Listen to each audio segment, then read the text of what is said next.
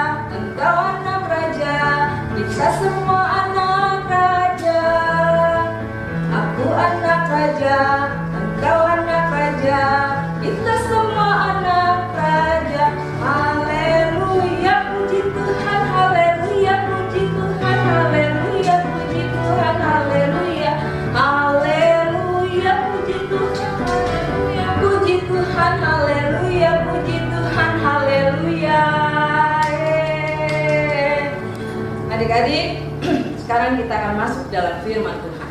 Kita siapkan hati kita. Kita mau undang Tuhan Yesus untuk masuk di dalam hati kita. Kita mau katakan, mari masuk Tuhan.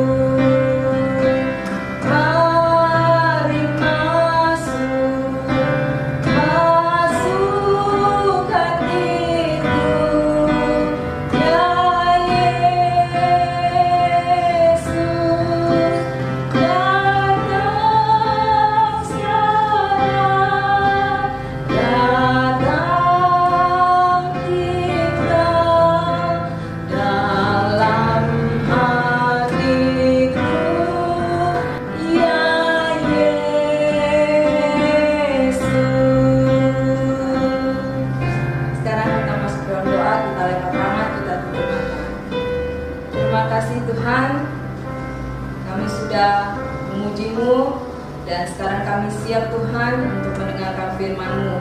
Kau berkati kakak yang akan menyampaikan firman, kiranya Kau urapi ya Tuhan, sehingga setiap firman yang keluar dari mulut bibirnya ya Tuhan, kami semua dapat mengerti dan kami semua dapat mempraktekkannya dalam kehidupan kami. Terima kasih Tuhan, berkati kami semua, berkati adik-adik semua. Hanya di dalam nama Tuhan Yesus kami siap mendengar firman-Mu. Haleluya, amin. Shalom, selamat pagi adik-adik semua. Pagi ini firman Tuhan diambil dari kitab 1 Samuel pasal 8 sampai dengan 10. mengenai Saul terpilih menjadi raja atas bangsa Israel.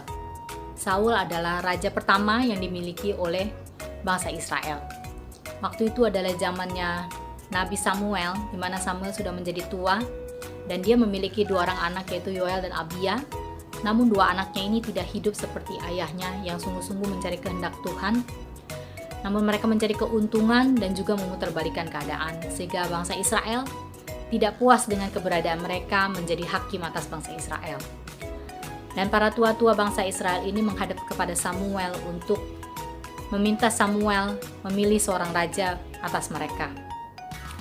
Samuel mengutarakan keinginan hati bangsa Israel kepada Tuhan, dan Tuhan berfirman kepada Samuel untuk menyampaikan apa saja yang akan menjadi kewajiban bangsa Israel dan apa yang akan mereka alami setelah mereka memiliki seorang raja.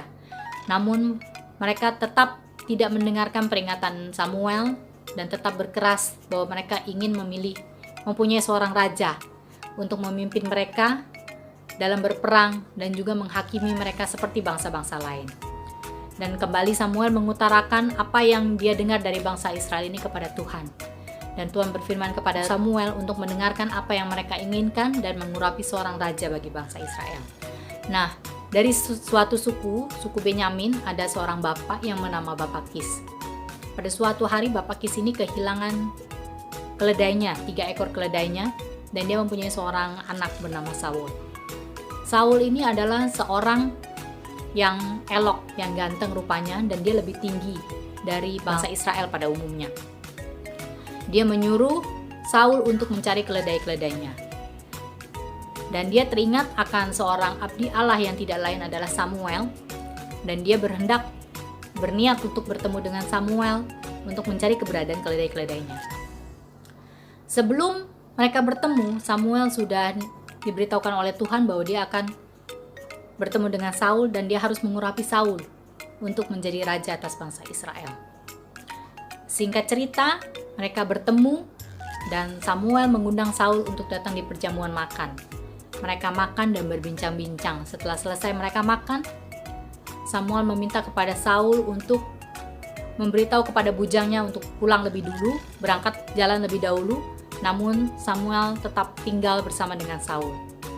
Pada saat mereka berdua itulah Samuel mengurapi Saul. Dia menuangkan minyak di atas kepala Saul sebagai tanda Saul adalah orang yang diurapi Allah untuk menjadi raja atas bangsa Israel. Pada saat itu terjadi, Saul tidak percaya. Dia berkata, "Siapakah saya ini?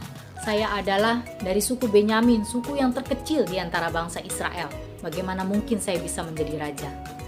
Namun, Samuel kembali meyakinkan kepada Saul bahwa dia adalah orang yang diurapi dan dipilih Tuhan untuk menjadi raja atas bangsa Israel dan akan memimpin peperangan melawan bangsa-bangsa lain dan memberi kemenangan kepada bangsa Israel. Samuel juga memberi tanda-tanda kepada Saul bahwa dalam perjalanan pulang dia akan menemui beberapa kejadian dan dia akan kepenuhan oleh Roh Tuhan seperti nabi-nabi yang akan dia temui di tengah perjalanan. Nah, setelah itu Saul pulang kembali ke rumah keluarganya dan sesudah itu mereka membuang undi untuk menentukan siapa yang akan menjadi raja atas bangsa Israel. Melalui undian itu keluarlah suku Benyamin dan keluarlah juga keluarga Matria yang sesudah itu akhirnya terpilihlah Saul. Saul bahkan memenangkan undian untuk menjadi seorang raja. Karena apabila Tuhan sudah memilih, Tuhan sudah menetapkan, maka hal itu tidak akan berubah. Jadi adik-adik, apabila Tuhan sudah menetapkan kehidupan adik-adik, sudah memimpin kehidupan adik-adik sampai saat ini, dan masa depan adik-adik itu sudah ada di tangan Tuhan. Tuhan yang menentukan masa depan adik-adik. Kalian hanya perlu taat dan percaya apa yang Tuhan sudah tanamkan di hati adik-adik semua.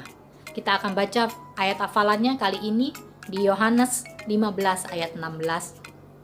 "Bukan kamu yang memilih aku, tetapi akulah yang memilih kamu. Dan aku telah menetapkan kamu supaya kamu pergi dan menghasilkan buah, dan buahmu itu tetap, supaya apa yang kamu minta kepada Bapa dalam namaku, diberikannya kepadamu." Kita baca sekali lagi di Yohanes 15 ayat 16. "Bukan kamu yang memilih aku, tetapi akulah yang memilih kamu. Dan aku telah menetapkan kamu supaya kamu pergi dan menghasilkan buah, dan buahmu itu tetap, supaya apa yang kamu minta kepada Bapa dalam namaku diberikannya kepadamu. Amin. Terima kasih atas firman Tuhan. Biarlah firman Tuhan ini boleh menjadi berkat bagi adik-adik semua. Sampai jumpa minggu depan. Tuhan memberkati.